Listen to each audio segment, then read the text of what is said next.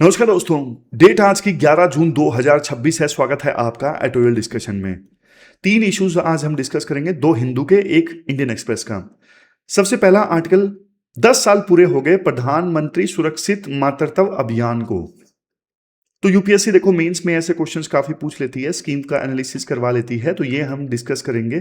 दूसरा article, higher education में federalism के नेगोशिएशन से संबंधित, मतलब फेडरलिज्म पे फोकस है और हायर एजुकेशन में किस प्रकार से सेंटर स्टेट के बीच में लड़ाई चल रही है फेडरलिज्म में, वो डिस्कस करेंगे। तीसरा इंडस्ट्रियल एक्सीडेंट्स से संबंधित आर्टिकल है, तो तीनों डिस्कस करेंगे। और पीडीएफ आप डाउनलोड कर सकते हो इस टेलीग्राम चैनल से। आप ये टेलीग्राम चैनल ज्वाइन कर लीजिए।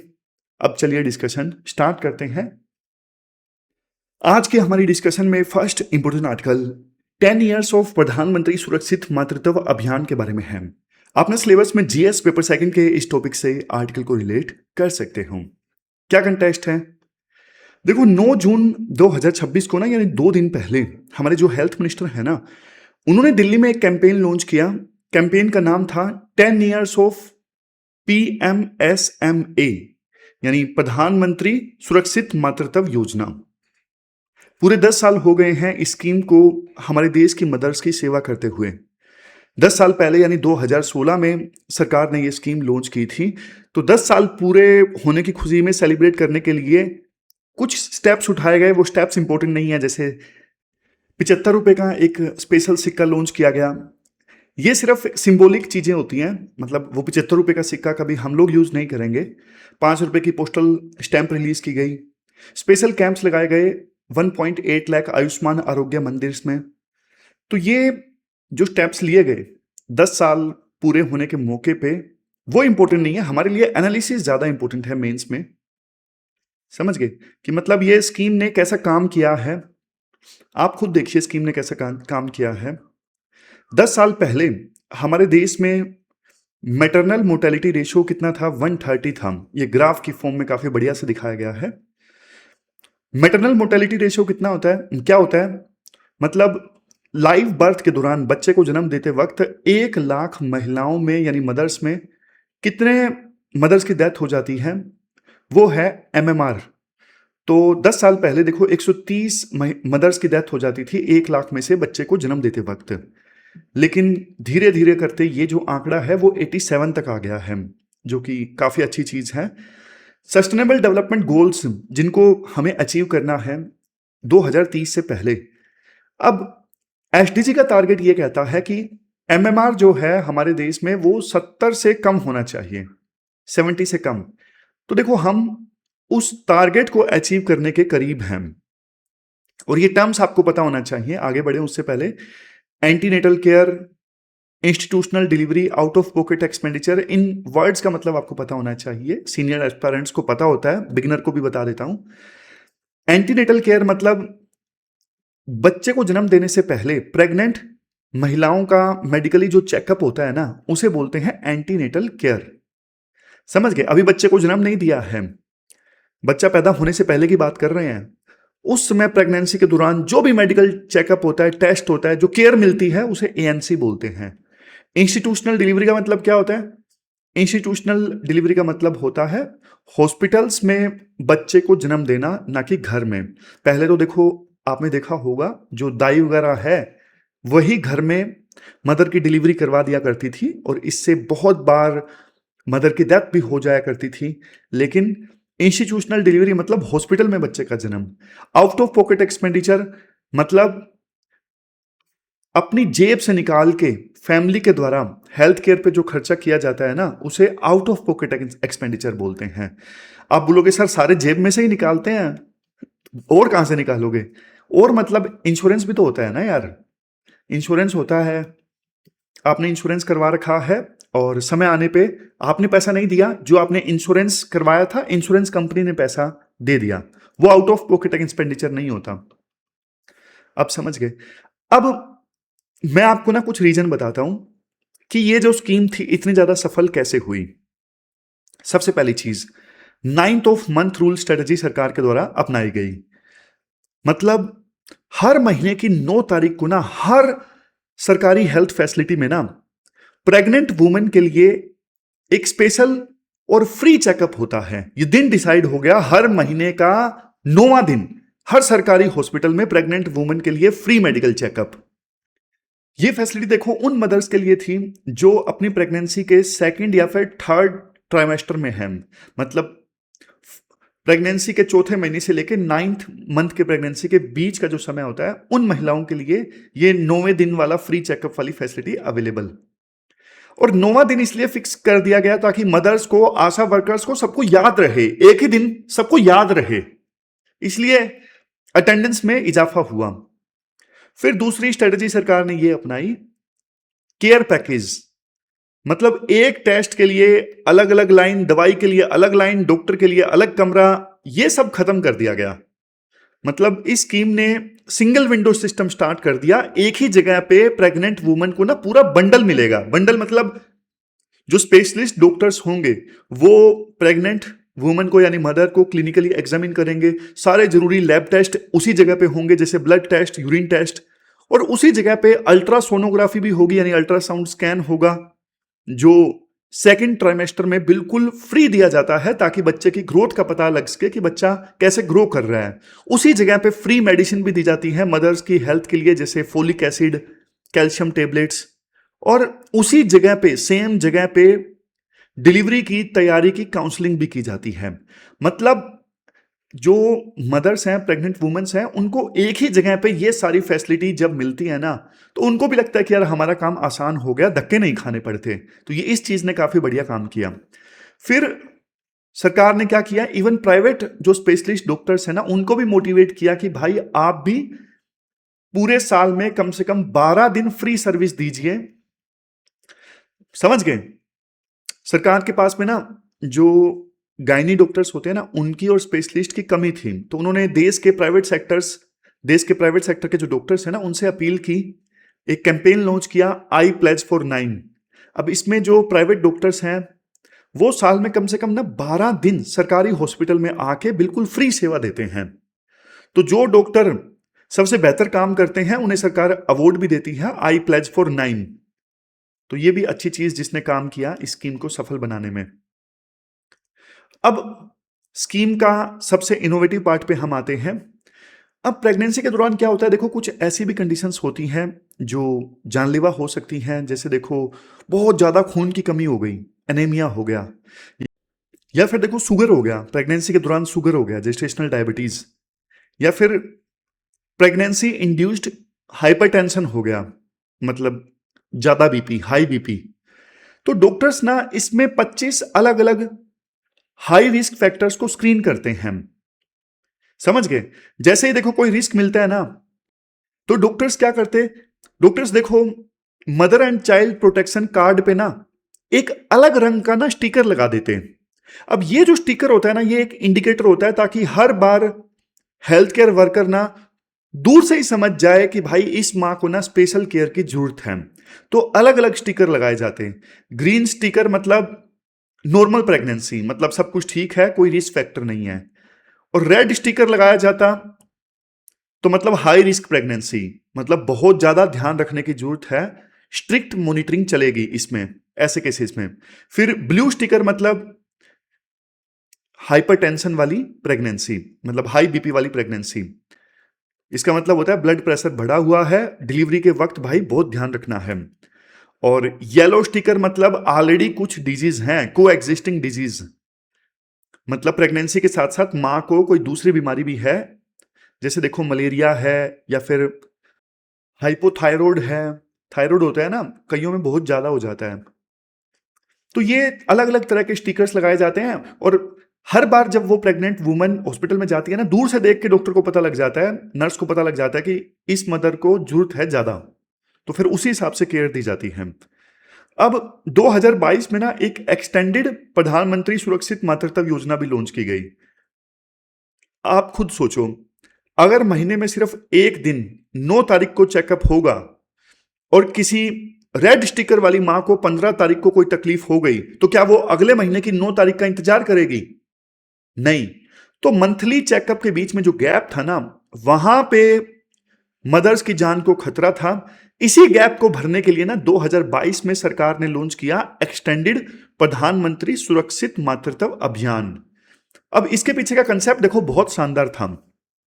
इसमें देखो 3 पिलर्स हैं। सबसे पहले डेडिकेटेड फॉलोअप ट्रैकिंग। अब इसमें सिर्फ महीने में एक बार चेकिंग नहीं होती, बल्कि देखो जो रेड स्टिकर वाली मदर्स है ना, उनके लिए अलग से स्पेशलाइज्ड एंटीनेटल केयर विजिट जो है वो प्लान किए जाते हैं। मतलब जब तक रेड स्टिकर वाली मदर की डिलीवरी नहीं हो जाती ना, तो उनकी पूरी जो जर्नी है वो ट्रैक की जाती है। महीने में ऊपर से देखो 4 एक्स्ट्रा सेशंस तक जिए जा सकते हैं। इन रेड स्टिकर वाली महिलाओं को 4 एक्स्ट्रा एंटीनेटल केयर वाले सेशंस, जिसमें पूरा चेकअप होता है। नेम बेस्ड लाइन लिस्टिंग, मतलब हर एक हाई रिस्क जो प्रेग्नेंट मदर है ना, उनका नाम देखो सरकारी रजिस्टर में और पोर्टल में चढ़ाया जाता है, ताकि कोई भी मां सिस्टम से छूट ना जाए। ऐसा ना हो कि वो बीच में डॉक्टर्स को विजिट करना छोड़ दे, ये नहीं होना चाहिए। ताकि इसलिए उनका ना पूरा रिकॉर्ड सरकारी पोर्टल पे और रजिस्टर में चढ़ाया जाता है। और नेक्स्ट, फाइनेंशियल इंसेंटिव, मतलब जो रेड स्टिकर वाली महिलाएं हैं ना, उनको देखो हर एक्स्ट्रा फॉलोअप विजिट पर ना आने जाने के लिए खर्चा भी दिया जाता है, 100 रुपए दिए जाते हैं। और ये मैक्सिमम 3 विजिट तक दिए जाते हैं, ताकि जो गरीब मदर्स है ना, वो ऐसा ना हो पैसे के चक्कर में बार बार हॉस्पिटल में आए ना। समझ गए? इसलिए बेनिफिशरीज को पर विजिट 100 रुपए दिए जाते हैं। नेक्स्ट, आशा वर्कर। आशा वर्कर को ना पैसे दिए जाते हैं ताकि वो हाई रिस्क वाली मदर है ना, उनको ट्रैक करें। तो आशा वर्कर को भी 100 रुपए पर विजिट दिए जाते हैं, ताकि वो हाई रिस्क वाली मदर्स को ट्रैक करें। और अगर देखो डिलीवरी के बाद 45 दिनों तक मां और बच्चा दोनों स्वस्थ है ना, तो इनाम के तौर पे आशा वर्कर को 500 रुपए मिलते हैं कि आपने पूरा साथ दिया ट्रैक करने में, मोटिवेट किया उस मदर को हॉस्पिटल में लाने में, तो आपको 500 रुपए सरकार देगी इनाम के तौर पे। अच्छा है यार, मतलब बढ़िया है। और देखो एक चीज, मैसेज भी ऑटोमेटिक जाते रहते हैं आशा वर्कर को भी, और मदर्स को ना मैसेज जाते रहते हैं कि आपकी अपकमिंग जो विजिट है वो 15 तारीख को है। बार बार मैसेज जाते हैं मोबाइल में, तो उनको याद भी आता रहता है और प्रेशर भी बनता है, इसलिए वो आती हैं फिर हॉस्पिटल्स में।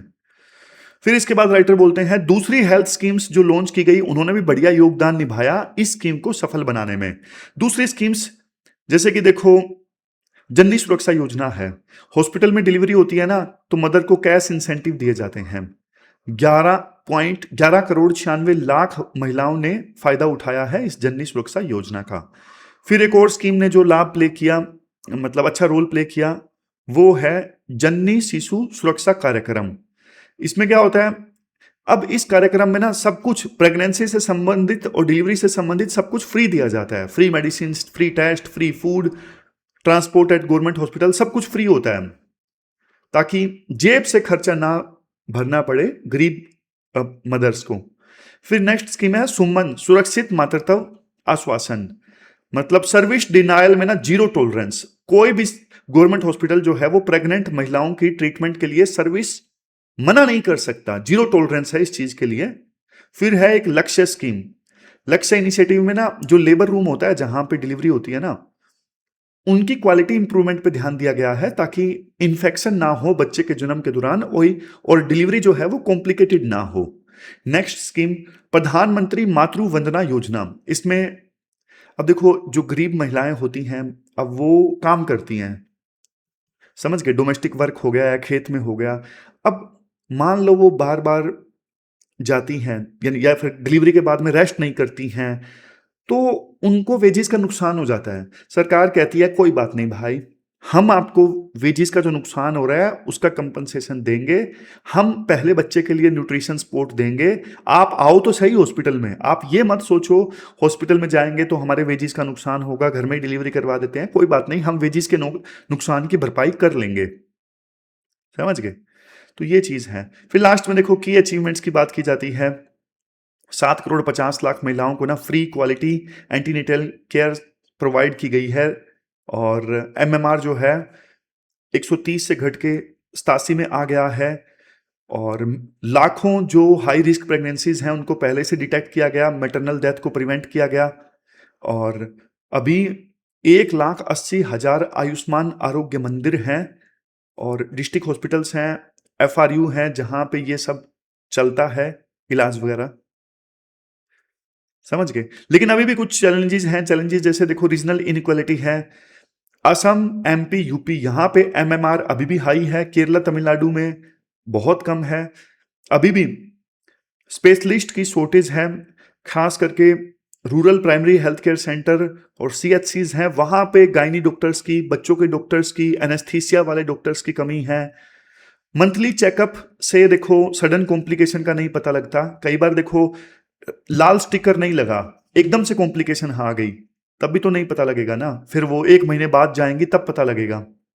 लास्ट माइल कनेक्टिविटी का अभाव है, जैसे दूर दराज के जो एरियाज हैं वहां पे एम्बुलेंस बहुत लेट पहुंचती है, डिले से पहुंचती है एम्बुलेंस, इस वजह से डेथ हो जाती है। फिर लो अवेयरनेस भी अभी भी एक कारण है। अभी भी देखो बहुत सारा अंधविश्वास है, अवेयरनेस की कमी है, जिसकी वजह से महिलाएं जो हैं वो चेकअप डिले कर देती हैं, चेकअप लेट करवाती हैं, जिसकी वजह से नुकसान हो जाता है। वे फॉरवर्ड क्या है? वे फॉरवर्ड ये है, डिजिटल मॉनिटरिंग जो है वो जारी रखो, पूरे क्लाउड बेस्ड हेल्थ स्टोरेज होना चाहिए, मोबाइल एप्लीकेशंस का यूज करो रियल टाइम ट्रैकिंग के लिए। नेक्स्ट, जो आशा वर्कर्स वगैरह है ना, उनको ज्यादा और अच्छे से ट्रेनिंग दो, ताकि वो गांव के लेवल पे ही पहचान ले कि भाई ये तो जो प्रेगनेंसी है वो हाई रिस्क वाली है। और देखो रूरल हेल्थ केयर सेंटर्स में जहां पे स्पेशलिस्ट डॉक्टर्स की कमी है ना, जैसे बच्चों के डॉक्टर्स की, लेडीज डॉक्टर की, गायनी की, तो वो कमी पूरी होनी चाहिए। फिर जीपीएस इनेबल्ड इमरजेंसी ट्रांसपोर्ट, हर एक आशा वर्कर के साथ में ना आप real time GPS ambulance network का जोड़ दो, ताकि डिलीवरी के समय में ना उस गोल्डन आवर में जल्दी से जल्दी मदर को हॉस्पिटल में लाया जा सके। और जागरूक करो, खास करके गांव के लेवल पे, कि अंधविश्वास में ना पड़ो भाई, हॉस्पिटल में ही बच्चे की डिलीवरी करवाओ। सेल्फ हेल्प ग्रुप्स के थ्रू ये चीज की जा सकती है, जागरूकता फैलाई जा सकती है। तो ये सारे पॉइंट्स इंप्लीमेंट करने की आवश्यकता है। ये 2012 में जननी सुरक्षा योजना के बारे में क्वेश्चन पूछा था, 10 साल पूरे हो गए, तो अगले साल क्वेश्चन, अगले साल तक तो देखो 11 साल हो जाएंगे वैसे, है ना। हाँ, मेंस में पूछा जा सकता है, मेंस में पूछा जा सकता है। ये रेड स्टिकर ब्लू स्टिकर वाला भी क्वेश्चन पूछा जा सकता है प्री में, और मेंस में ये प्रैक्टिस क्वेश्चन आपको अटेम्प्ट करना है। आज का क्वेश्चन नंबर 1 है। चलते हैं आगे। इसके बाद देखो द हिंदू का आर्टिकल है negotiating federalism in higher education. आप सिलेबस में जीएस पेपर सेकंड के इस टॉपिक से आर्टिकल को रिलेट कर सकते हो। शुरुआत में देखो थोड़ा बेसिक्स क्लियर कर लेते हैं। आप मुझे एक बात बताओ, संविधान का 7वां शेड्यूल, उसके अनुसार एजुकेशन जो है वो कौन सी लिस्ट में आता है? आप बताओ। देखो ओरिजिनल कॉन्स्टिट्यूशन में ना एजुकेशन स्टेट लिस्ट में आता था, मतलब सिर्फ स्टेट्स कानून बना सकते थे एजुकेशन के मुद्दे पर। लेकिन देखो 1976 में ना इमरजेंसी लगी थी, मतलब 1975 से लेकर 77 के बीच में इमरजेंसी थी। तो 76 में 42nd कॉन्स्टिट्यूशनल अमेंडमेंट आया। इसने क्या किया, इसने एजुकेशन को ना कॉन्करेंट लिस्ट में डाल दिया। कॉन्करेंट लिस्ट में डाले जाने का मतलब यह था कि अब सेंटर और स्टेट दोनों एजुकेशन पे कानून बना सकते हैं। लेकिन अगर मान लो क्लैश हुआ सेंटर के कानून में और स्टेट के कानून में, तो फिर कौन सा कानून प्रिवेल होगा? तो भाई आर्टिकल 254 के अकॉर्डिंग सेंटर का कानून चलेगा। और यही देखो आज इस पूरे आर्टिकल में डिस्कस किया गया है, मतलब पूरे विवाद की जड़ यही है कि कॉन्करेंट लिस्ट में दोनों कानून बना सकते हैं, और क्लैश हुआ तो कौन सा कानून जीतेगा? सेंटर वाला। राइटर कहते हैं देखो जो हायर एजुकेशन है ना, अब सिर्फ ये पढ़ाई का मामला नहीं है, ये फेडरलिज्म में भी एक विवाद का इशू बन गया है। पहले डिस्प्यूट्स देखो पानी पे होते थे सेंटर और स्टेट के बीच में, या फिर टैक्स पे होते थे। लेकिन आज डिस्प्यूट्स किस पे हो रहे हैं? आज डिस्प्यूट्स हो रहे हैं करिकुलम पर, आज डिस्प्यूट हो रहे हैं एजुकेशन को रेगुलेट करने वाली बॉडी पर। समझ गए? इवन देखो भाषा को लेके भी डिस्प्यूट्स हो रहे हैं। समझ गए? तो ये हायर एजुकेशन अब सिर्फ एजुकेशन का मामला नहीं रहा, ये फेडरलिज्म का मामला भी हो गया है। ये अब सिर्फ पॉलिसी का मामला नहीं रहा, ये संविधान ने किसको कितनी पावर दी है उसको डिसाइड करने वाला मामला भी हो गया है। तो सबसे पहले हम कुछ फ्लैश पॉइंट्स जानते हैं। फ्लैश पॉइंट्स मतलब जिनको लेके विवाद हुआ सेंटर और स्टेट के बीच में। सबसे पहले है नेशनल एजुकेशन पॉलिसी 2020 और लैंग्वेज पॉलिसी। देखो, नेशनल एजुकेशन पॉलिसी 2020 जब आई, इसने ना क्या किया, पूरा सिस्टम बदल दिया। इस पॉलिसी में 4 साल के अंडर ग्रेजुएट्स प्रोग्राम आए, मल्टी डिसिप्लिनरी यूनिवर्सिटी का कंसेप्ट आया। लेकिन कुछ जो राज्य हैं वो नाराज हैं, जैसे तमिलनाडु का एग्जांपल देखिए। वहां पे देखो 3 लैंग्वेजेस के फॉर्मूले पे ना बहुत गहन चर्चा हुई। उन्होंने अपोज किया, उन्होंने बोला कि हमें ये 3 लैंग्वेजेस वाला फॉर्मूला नहीं चाहिए। लेकिन उनके विरोध के बावजूद यूजीसी ने क्या किया, थर्ड लैंग्वेज पे सर्कुलर निकाल दिया। तो तमिलनाडु ने यूजीसी के सर्कुलर को भी रिजेक्ट कर दिया कि भाई हमें चाहिए ही नहीं 3 लैंग्वेजेस वाला फॉर्मूला। वो कहते हैं हमें रीजनल आइडेंटिटी बचानी है अपनी, लेकिन सेंट्रल गवर्नमेंट जो है अपनी पॉलिसी के थ्रू 3 लैंग्वेजेस वाला फॉर्मूला जो है पूरे देश में इंप्लीमेंट करना चाहती है। तो पहला विवाद। अब दूसरा विवाद देखिए, गवर्नर वर्सेस स्टेट गवर्नमेंट। देखो, यूनिवर्सिटीज में वाइस चांसलर कौन बनाएगा? देखो, स्टेट यूनिवर्सिटीज में ना गवर्नर चांसलर होते हैं और वो सेंटर के एजेंट माने जाते हैं। लेकिन देखो, केरला, वेस्ट बंगाल, तमिलनाडु और कर्नाटका, यहां पे ना स्टेट गवर्नमेंट्स और गवर्नर में ना डायरेक्ट टकराव है। स्टेट्स कहते हैं वाइस चांसलर्स हमारा होना चाहिए, जबकि गवर्नर कहते हैं कि वाइस चांसलर जो है वो मैं अपॉइंट करूंगा। इसके बाद देखो, एक और फ्लैश पॉइंट है सेंटर और स्टेट के बीच में, वो है फाइनेंशियल लिवरेज ऑफ सेंटर।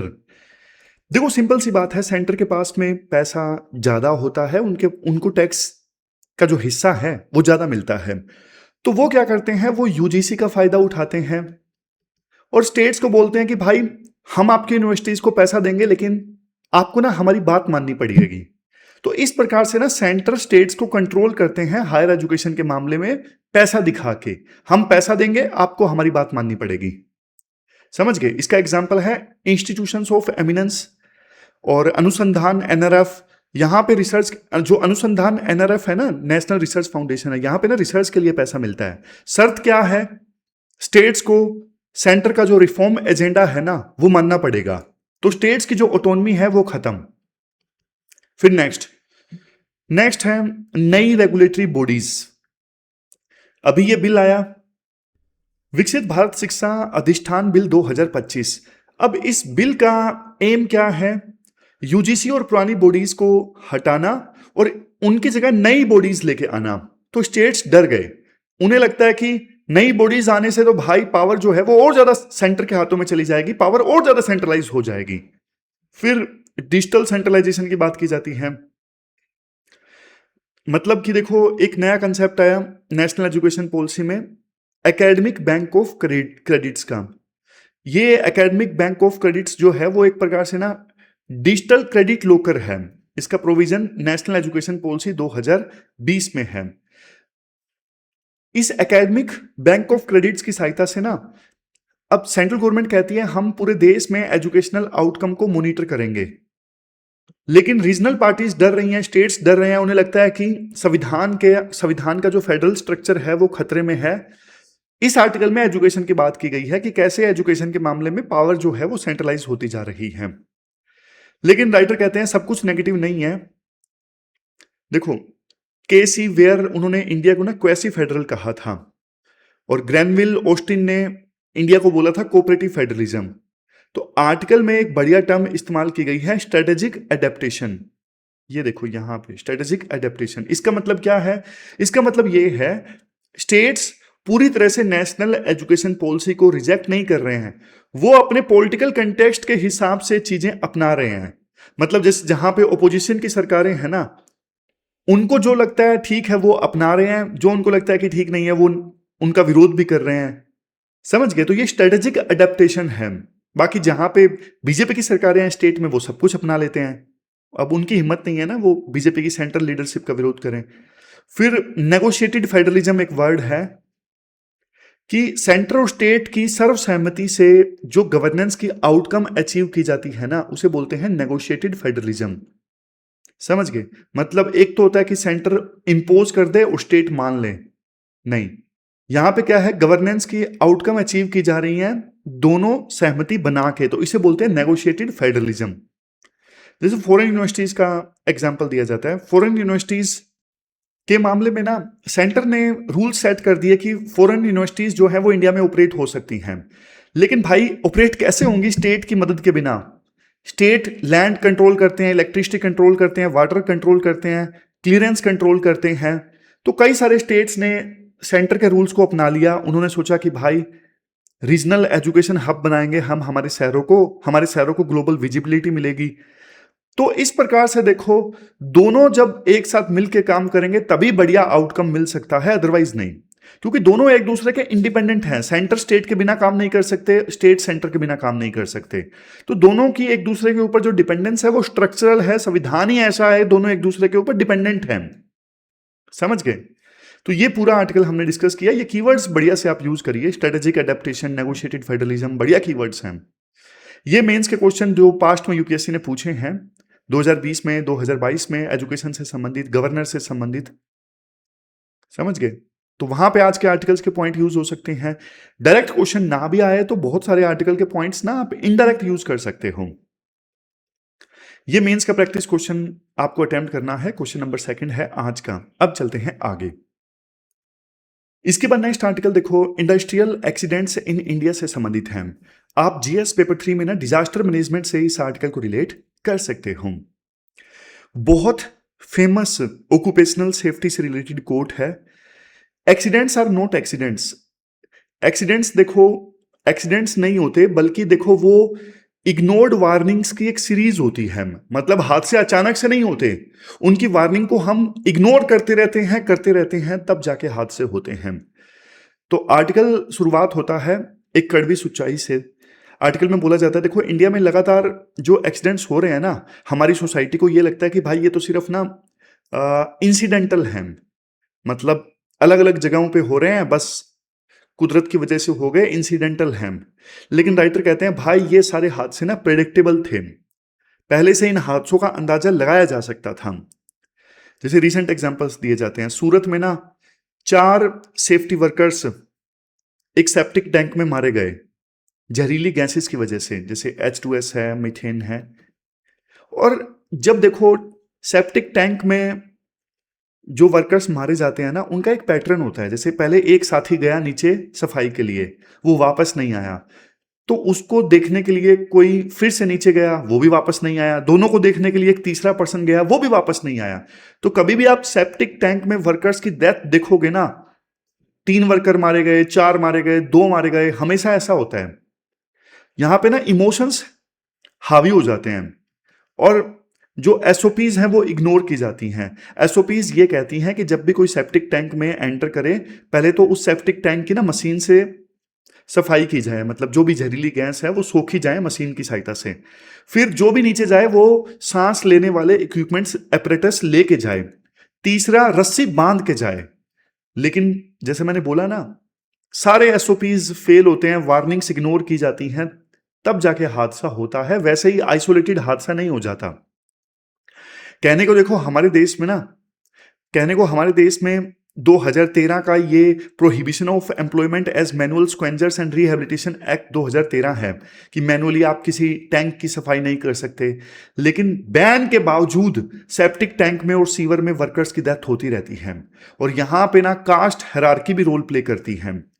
अब देखो, जैसे पास्ट में कोई सेप्टिक टैंक की सफाई करता था, अब उसके साथ में स्टिग्मा अटैच हो गया, वो पर्टिकुलर कास्ट का था, खास करके डिप्रेस्ड क्लासेस का, तो ना उसके साथ में स्टिग्मा अटैच हो गया। उसको बेचारे को कहीं काम फिर मिलता नहीं है, तो उसे मजबूरी में ये काम करना पड़ता है।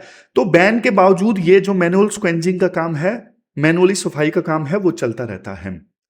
कहने को नमस्ते स्कीम भी है, 2023 में आई थी, national action plan for mechanised sanitation ecosystem की मशीनों से टैंक्स वगैरह की सफाई होगी। लेकिन बावजूद इसके ये जो वर्कर्स हैं वो जाते हैं। ये तो चलो हमने बात की सेप्टिक टैंक्स की, लेकिन देखो बड़े जो कॉम्प्लेक्स हैं, फैक्ट्री वगैरह हैं, वहां पे हादसे क्यों होते हैं? आप ये जो विजय स्टील प्लांट है, इसका एग्जांपल लीजिए। विजय स्टील प्लांट में ना बहुत सारा जो स्टील है वो पिघला हुआ पड़ा था, वहां पे ब्लास्ट हुआ, 9 लोग जिंदा जल गए। अब यहां पे कैसे वार्निंग्स को इग्नोर किया गया? सेंट्रल गवर्नमेंट ना इस राष्ट्रीय इस्पात निगम को ना, जो ये स्टील प्लांट है ना विजग में, इसको क्या करना चाहती है, इसको ना डिसइन्वेस्टमेंट इसमें करना चाहती है, हिस्सेदारी अपना बेचना चाहती है। जैसे ये अनाउंस हुआ, नई इन्वेस्टमेंट आना फ्रीज हो गई, फाइनेंशियल स्ट्रेस में आ गया ये जो प्लांट था, बजट कट होने लगा। अब जब बजट कट होता है ना, तो पहला जो टारगेट होता है सेफ्टी और प्रिवेंटिव मेंटेनेंस पे होता है। मेंटेनेंस जो इक्विपमेंट्स का था वो छोड़ दिया गया, इक्विपमेंट्स पुराने होते गए, ये सब होता गया। और वर्कर्स, वो भी कॉन्ट्रेक्चुअल वर्कर्स, जानबूझ के इन प्लांट्स में ना कॉन्ट्रेक्चुअल वर्कर्स को हायर किया जाता है।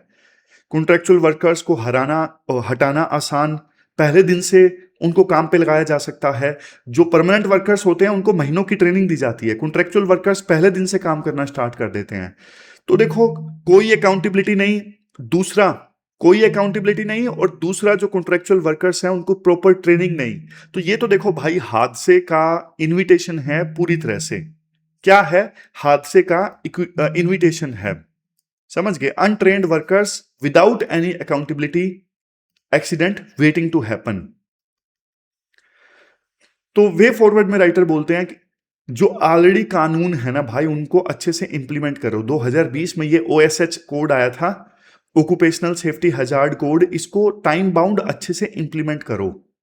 जो कन्फाइंड स्पेस होते हैं, जैसे बहुत छोटे से स्पेस होते हैं, वो इंसानों के लगातार रहने या लगातार काम करने के लिए नहीं बने होते। जैसे माइनिंग है, सेप्टिक टैंक है, तो वहां पे जीरो टॉलरेंस होनी चाहिए, वहां पे एंट्री नहीं अलाउ होनी चाहिए, मशीनों की एंट्री होनी चाहिए, वहां पे इंसानों को ना जाने दिया जाए।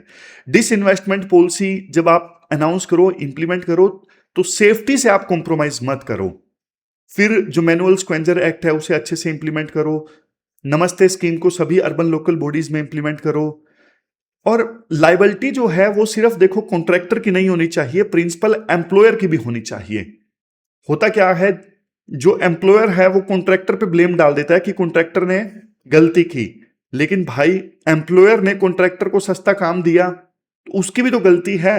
तो एम्प्लॉयर और कॉन्ट्रैक्टर दोनों की जिम्मेदारी फिक्स होनी चाहिए, जवाबदेही तय होनी चाहिए। और अभी ये जो माइंडसेट है ना, कॉस्ट को पहले देखो और सेफ्टी को बाद में, ये माइंडसेट चेंज होना चाहिए। कॉस्ट अवर सेफ्टी माइंडसेट चेंज होना चाहिए, सेफ्टी अवर कॉस्ट माइंडसेट होना चाहिए, सेफ्टी पहले कॉस्ट बाद में। फिर राइटर लास्ट में बोलते हैं, देखो सेप्टिक टैंक में वर्कर की जान जाती है ना, ये सिर्फ डिजास्टर मैनेजमेंट वाली फेलियर नहीं है, ये तो आर्टिकल 21 का भी वायलेशन है। हर एक इंसान को अधिकार है अपनी जिंदगी जीने का डिग्निटी के साथ में, लेकिन उसे नीचे भेज दिया गया बिना इक्विपमेंट्स के, बिना सेफ्टी के, उसे मजबूर किया गया क्योंकि उसको पता है मुझे और कहीं काम नहीं मिलेगा, तो उसे मजबूर होना पड़ा। तो भाई ये तो उसकी right to life with dignity नहीं यहां पे देखने को मिल रहा है। कॉम्प्रोमाइज हो गया right to life with dignity, जब उसको मजबूर किया जा रहा है कि नीचे जाओ तभी पैसा मिलेगा, अदरवाइज नहीं मिलेगा, और उसे कहीं और काम नहीं मिल रहा है तो वो मजबूर है नीचे जाने के लिए। तो ये पूरा आर्टिकल हमने डिस्कस किया। ये कीवर्ड्स हैं जो आप आंसर्स में यूज कर सकते हो। ये 2016 में प्री का क्वेश्चन पूछा था, राष्ट्रीय गरिमा अभियान। फिर देखो क्वेश्चन देख लीजिए जो आपको अटेम्प्ट करना है। ये 2015 में जीएस पेपर 3 में क्वेश्चन पूछ लिया था, national disaster management authority guideline से रिलेटेड।